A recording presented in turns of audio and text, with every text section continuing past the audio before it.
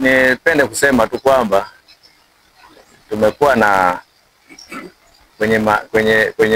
kwenye kuomba hizi nafasi za vyombo mbalimbali, hata makampuni ya ulinzi, kwa sababu kampuni la ulinzi la binafsi linahitaji mtu mwenye taaluma ya ulinzi. Nasema aidha umepitia mafunzo ya mgambo au umepitia mafunzo ya Jeshi la Kujenga Taifa ambayo wanatoa taaluma ya ulinzi. Sasa vijana hawa ambao nimejitokeza, watu wanapeleka vyeti kule vya Jeshi la Kujenga Taifa, wale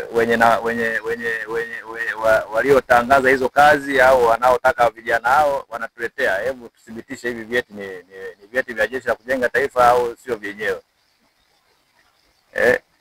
Inakuta cheti kimesainiwa na Meja Jenerali Mabele, mkuu wa Jeshi la Kujenga Taifa. Namba ya cheti kile ni namba ya mtu mwingine ambaye tunaye, yaani ni kijana ambaye alihudhuria kweli mafunzo na yuko. Kwa hiyo baada ya kuona hiyo, ule ni uhalifu wa kawaida kama uhalifu mwingine wa kimtandao. Teknolojia ina mazuri na mabaya yake. Mabaya ndiyo hayo, kwamba wengine wanaitumia ile teknolojia vibaya.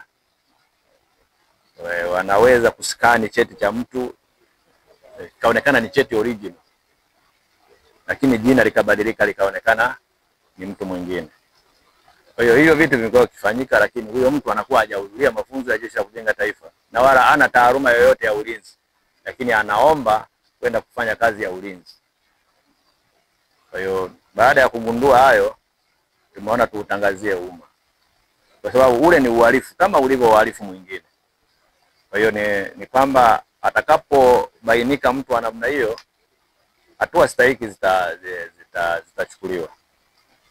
Zipo hatua na zipo sheria, kwa hiyo ninaamini watachukuliwa hatua kwa mtu yeyote atakayebainika amefanya kitu cha namna hiyo. Kwa hiyo kitu kimetokana na vitu ambavyo na mambo ambayo yametutokea sisi kama Jeshi la Kujenga Taifa. Tumekuwa tukiletewa kuthibitisha, unathibitisha, unakuta huyo mtu hajawahi kuhudhuria mafunzo lakini ana cheti cha Jeshi la Kujenga Taifa. Kwa hiyo niwakaribishe tu yule anayetaka kujiunga na Jeshi la Kujenga Taifa, kama sifa anazo tukitangaza basi tunamkaribisha, kuliko kwenda kufoji cheti halafu akaja kufungwa.